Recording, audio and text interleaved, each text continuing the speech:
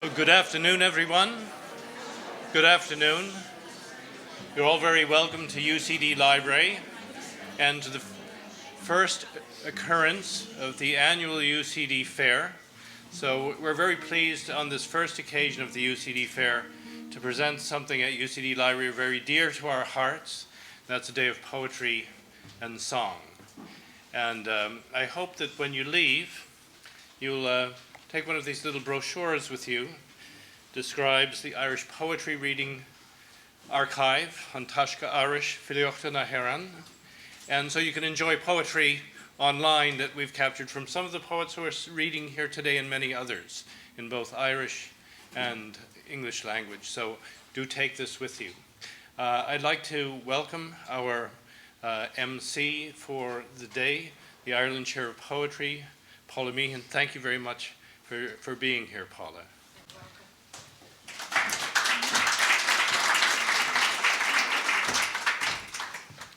Thanks very much, John Howard, and thank you for the hospitality of the library today. I just have a few remarks to make.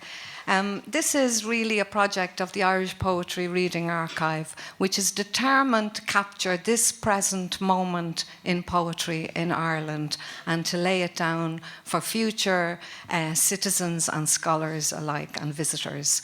So it's great to bring such a variety of voices here today, from the student body, from previous poets who have been students here in the past, and from representatives of different kinds of poetry that are living and vital on the island at the minute. And we're capturing this moment for the archive. And we've also invited the poets who are representing the wider community of poets, and also any of you who have poetry, you're very welcome to make a handwritten gesture to the archive. And we have a poetry wall here, and you're very welcome to clip up one of your poems, and they will be kept in the archive and analysed by handwriting experts to separate the wolves from the sheep. I see a lot of poets in the audience, and you're all very welcome today. Ursula Byrne of the Irish Poetry Archive here in the library, and Lucy Collins of the School of English Drama and Film have been really dedicated harvesters, if you like, of the poetry output of the community at this moment. And so it's by their grace and by their hard work that we're all here today. So it's great to represent all the different people and to get the show on the way. And no better person, actually, to get us all in the mood than our old friend Tony Curtis, the real Tony Curtis. We call him Bernie Schwartz, which was the actor's real name, just to distinguish him from all other Tony Curtises, including the Welsh poet Tony Curtis. This is our own Irish homegrown Tony Curtis, and he's going to open up the show for us. Thank you very much. I'm delighted to be here, and I hope, Brian, you catch my good side. I want to thank Ursula, Evelyn, Eugene, all the library staff, John, and I met John in the National Library the other night, and he said, I like one of your poems, so I'll do that one. And in a room full of poets, this is probably a good poem to begin with. I wrote this poem. I was coming up to my 55th birthday last year, actually my 60th, but I went to 55 and it was far enough, you know. So I was sitting in Port Townsend, looking at the ferry, going from one island to the other, back and forth, back and forth, back and forth. And I thought, that's me, going from book to book, poem to poem. So I wrote this poem. Fair weather. Do poets ever reach their destination? I ask, not because I think they are like country buses, though their minds are often overcrowded, and they do tend to take the long way round. I ask because any I've ever met have been uneasy, watchful, just arrived or just about to leave, restless as the postman on his bicycle. In truth, I was thinking of ships, rusted old cargo ships, especially those you see late at night out beyond the bay, their light fading, their cargo a mystery, destination unknown, too late, alas, to wish the captain fair weather. Last week, at the end of the pier, I hailed a sailor, welcome home. Ah, no, he said, we docked last night, we're heading out. The end of a voyage is the beginning of a voyage. I wished him fair weather. As I watched his frail craft batter the waves, I thought it's the same for poets. The end of a poem is the beginning of a poem. And so I ask again, do poets ever reach their destination? Thank you.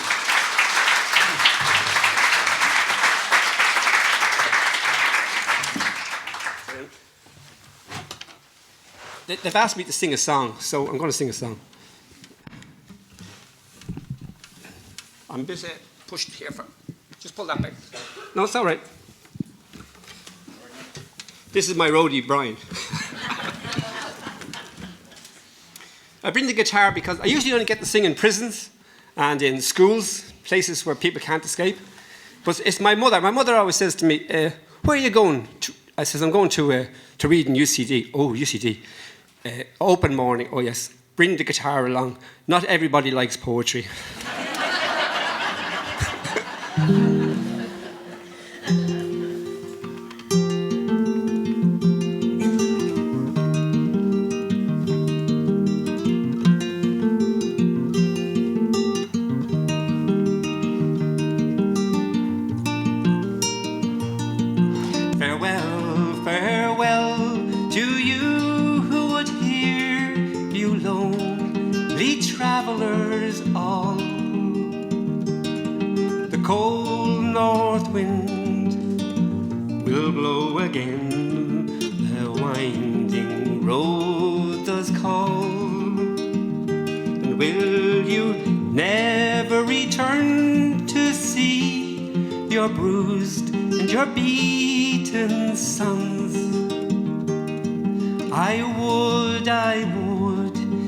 Welcome I was, but they loathe me, everyone. And will you never cut your cloth or drink the light to be? And will you never share a year with any one of we? No, I will never cut my cloth or drink the light to be. And I'll share a year with her who lies asleep alongside of me.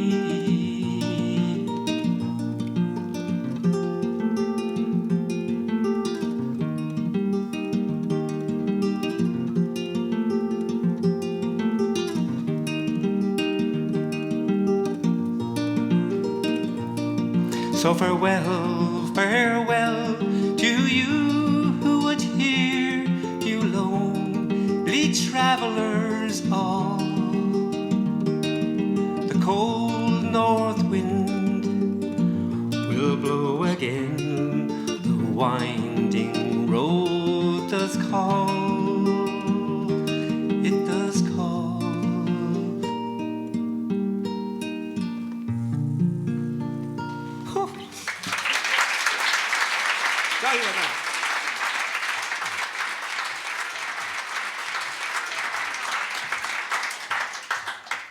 Thanks very much. And Tony's new book is called Approximately in the Key of C. Approximately in the Key of C. So Mckeon, who's going to read for us now, is one of my oldest friends. A Donegal woman. She spent a lot of her life, her working life in Galway. And she's recently moved up to the capital, which is a great gift to all of us in the poetry community. I remember when I first read her first collection, I felt this enormous sense of relief. I think it was the first time I realised that I was actually of a generation. That will make sense to the poets, where you suddenly realise you are not alone, that you're part of a generation of poets who will continue talking to each other and arguing with each other for the rest of your natural. So Moya is an extraordinary poet, and I'm so delighted she could make it here today. And here she is, Moya Cannon.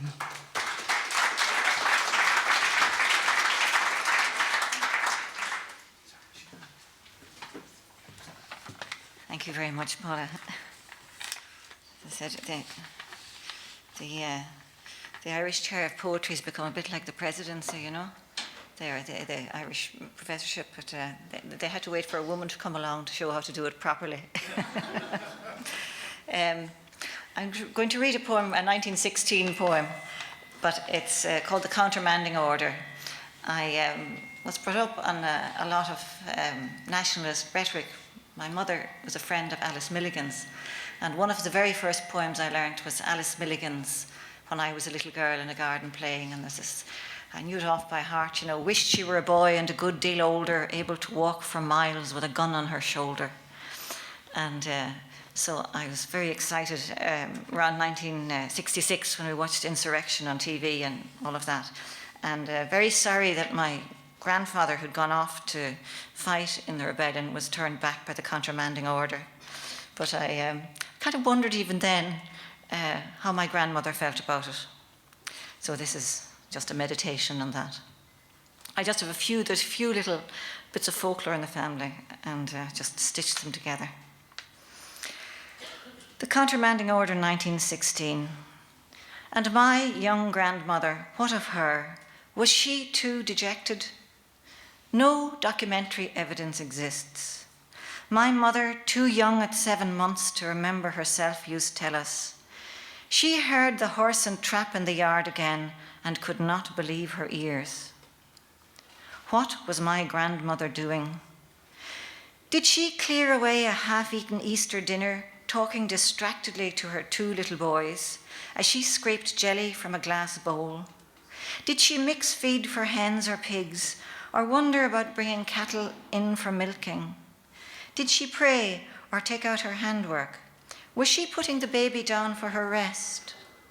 Only hours earlier in the swept farmyard, she had said goodbye to her husband of 6 years, her exiled lover of 7 more, whose letters had been carried in steamships across Caribbean and Atlantic tides.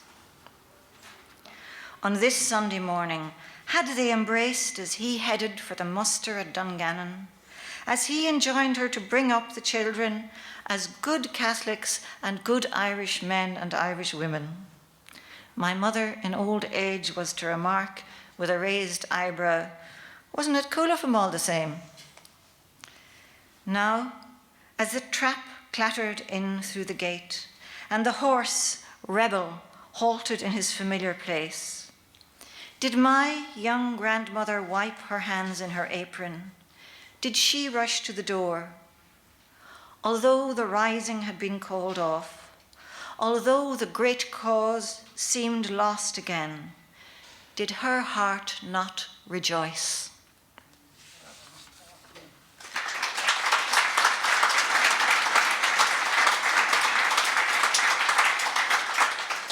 I just want to say what an enormous pleasure it is to read here in UCD, where I graduated 40 years ago. Can't believe it. And I want to read a UCD poem. I had 3 very happy years, but like most student years, they were a roller coaster of emotion, up and down, and met wonderful people and had some wonderful teachers. And amongst them was I came here to study English and French, but ended up studying history and politics. And this is a poem in honour of a great teacher, Fergal O'Connor, wonderful political philosophy teacher. And it's really just about wondering, what do we retain of what we learn what do we bring with us from university, really? And it's just a meditation on that. It's called Exuberance. A friend of mine who's an archaeologist told me of an extraordinary occurrence up in County Louth, and I've tied it in with this. In the heat wave of 76, the year of our finals, we tried to study opposite the library, scorching ourselves by the angled lake. As students loped past in frayed Levi's and cheesecloth shirts, we read Plato and Locke, Mill and Marx, a palimpsest of world maps, each one cancelling the last. We drank coffee and talked and fell awkwardly in and out of love, where, if anywhere, was truth. The following summer in County Louth, in the abandoned garden of Castle Rosh, an exuberance of medieval herbs was found, a physic garden which had germinated in the previous year's deep heat. Possibly the herbs had come up often, unrecorded by botanists, unobserved among dandelions and docks, or possibly not. Beside a sarcophagus in the Valley of the Kings, a bowl of wheat grains was found. 3 millennia after they had been entombed to ensure nourishment in the next world, some good grains were carried back, and they grew in the moisture and the light of our time.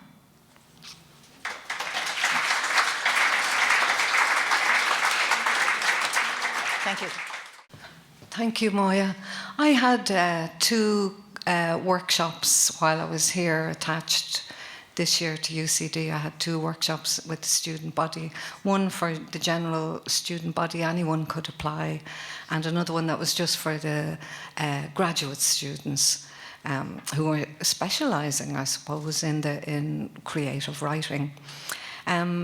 In my open access workshop, Shane Cusack was a most articulate and generous contributor, and he's here now. He hails from Drimnagh. He's just completed his master's in a professional master's in education, and he's about to unleash himself on the students of the country, and they're very lucky. So please welcome Shane Cusack.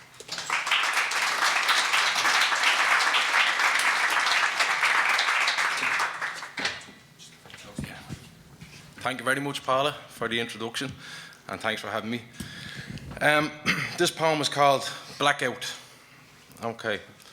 For there are times when there is nothing better than a blackout full and consummate, to close the eyes to every word and letter on any page of news that might relate the sufferings of others, words and letters I have written, furnished with a date, and given what is due in contemplation to the plight of people, all the damned, the dead and dying, whether through starvation or some madman's war, the Vietnam, Afghanistan, Iraq, regenerations of that same old war, the war that slammed into another with a greater din that seems so faintly heard in heaven.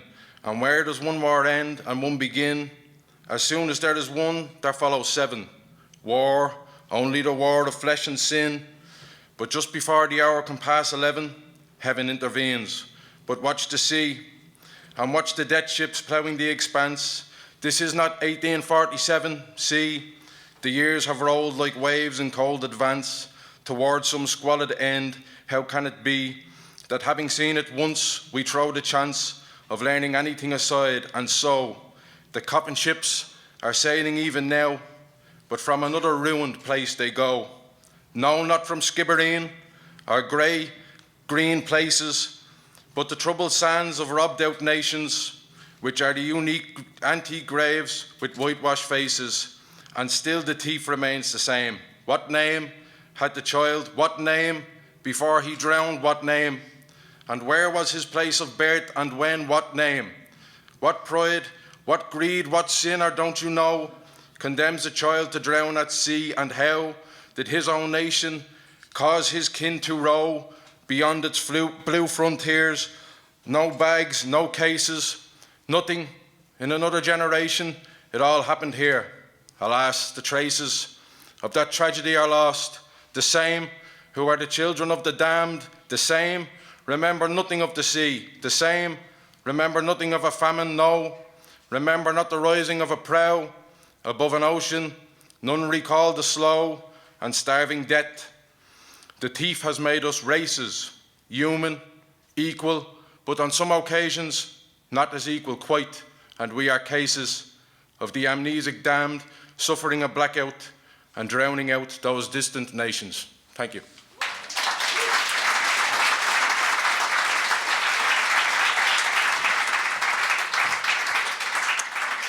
Thanks very much, Shane.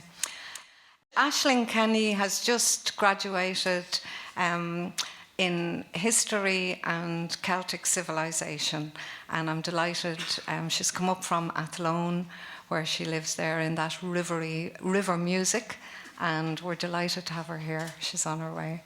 I should say that there was a prodigious amount of talent in the university. I don't know if it's like that every year, but I certainly found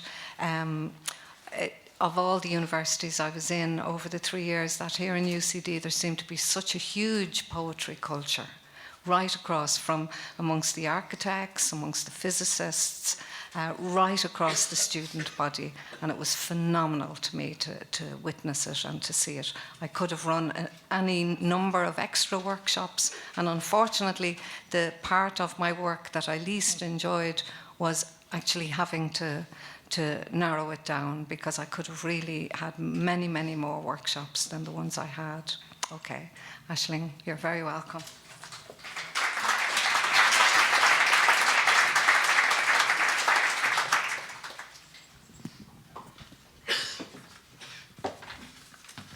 I feel like when they have to lower it for the Queen to speak. Thank you, Fola, for the introduction, and patience for me finding my way over. So my first poem, just as an introduction, Sappho, as I'm sure a lot of you know, was an ancient Greek poet who wrote a lot about love between women. And her poems have survived in fragments and been passed down to us over 2,500 years. And these scraps of love poems have still endured. In the light of what happened last weekend at the gay nightclub in Orlando, I would like to dedicate this particular love poem to the victims of that. To show that no matter what happens, love always endures. So, lyric after Sappho. The mind endlessly is singing from you in Sardis. Ours is the love of Sappho, your short hair crowned with ragged daisies, grown in the threadbare grass behind the cathedral. Ours is the slumber of Sappho, sleep-drunk and honey-limbed in morning light, hearing nothing but the sea pull of your heart. Ours is the sorrow of Sappho, golden harp strings sliding over oceans, corroded with salt and wind and shrieking gulls. Ours is the music of Sappho, lost yet living in shining threads of silver, drifting in the spaces between the stars.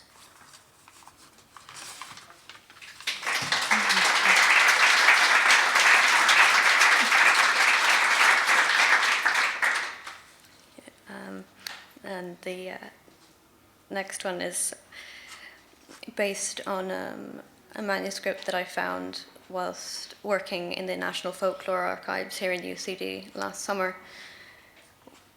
which are from the late 1930s, when the government sent a lot of folklore collectors around to every single parish in the country, gave copybooks to children and to teachers, and they filled in everything they knew about their parish. And this particular book stood out to me because it was a single woman, a school teacher who was on the verge of retirement, who wrote about 200 pages, everything she knew about this parish that she lived in.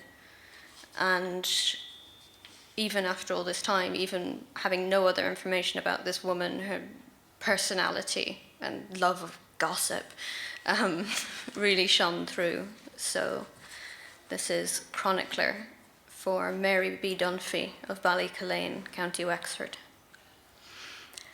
And the annals of Wexford, 1938, say, "Here is a woman, virgin at 60, or else a scandal neatly contained, writing a book.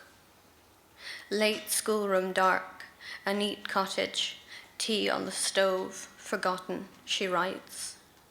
Of war, of ghosts, the card-playing devils, the meetings with black dog and death coach, famine and yeoman, and in postscript, her own brushes with death.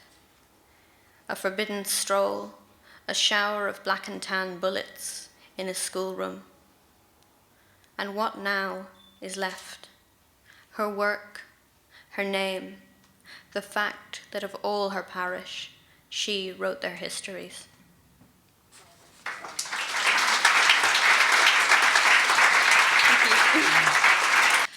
Now, it's my great pleasure to welcome Susan Mckeon here. Susan is a graduate of the university, and I think very shortly after graduating, she headed off to New York, where she made her life for 20 years in the music industry there. She's a Grammy Award winning singer. She now runs and is executive director of the Cúala NYC Irish Festival every year. It's the first year this year. And she's a fantastic singer. I met her down at the Kilkenny Arts Festival many years ago and was blown away, and we've been good friends since. So it's my great pleasure to introduce Susan Mckeon. Great stuff.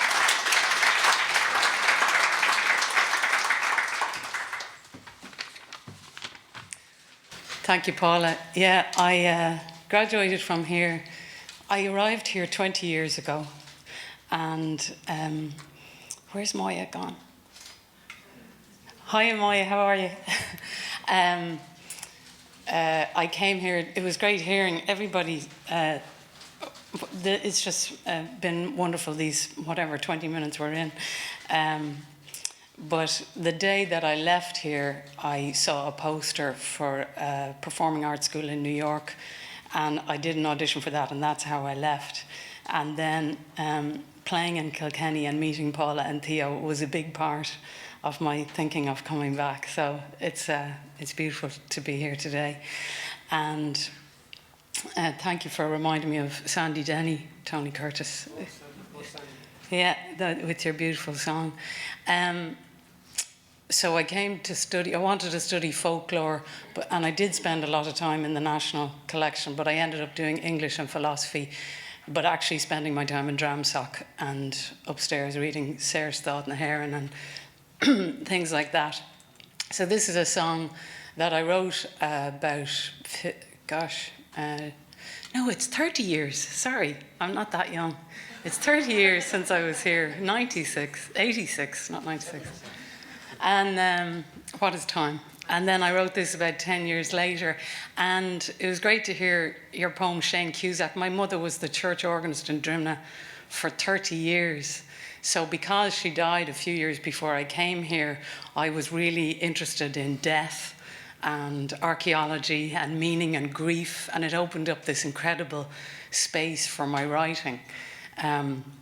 So this is a song called Bones, which was the title of the first album I did back in 1995. Which deals with looking at my father after that time, and then looking at my mother and the meaning of who she was and how that related to me. And then the last verse is really about getting to the States and looking at me as an Irish person and what that meant in relation to being in the States, in New York, which is so Irish and so different and so liberating. And then subjects like Shane referred to, knowing things that happened and wondering who we are, even though people don't remember all of the facts of some things that happened so long ago, but how that comes out in our behaviour today. So, hoard all my hoardings in little glass jars in a room where I won't let anyone go, lest they put their hands on things all over my heart and my colours and charcoal. Don't spill my bones, my precious stones once belonged to a girl too gullible to ever be taken for serious metal, so don't throw the dirt away. Dirt in my nails and I'm scavenging pieces I'm searching for evidence, some part of life I can claim. Some people seduce you with stories and old myths to live by. Wrench through my hair with such anger I break off a gold tooth of my hair comb ornament shining, finding wet with my tears, so don't throw the dirt away.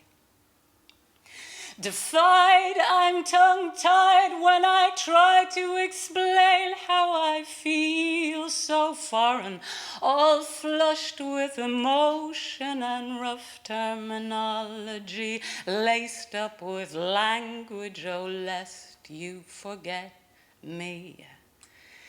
Here is a remnant of what I once was to you. Wrap it in linen and keep it in the shade with a lock of my hair in a box to remember, and don't throw the dirt away.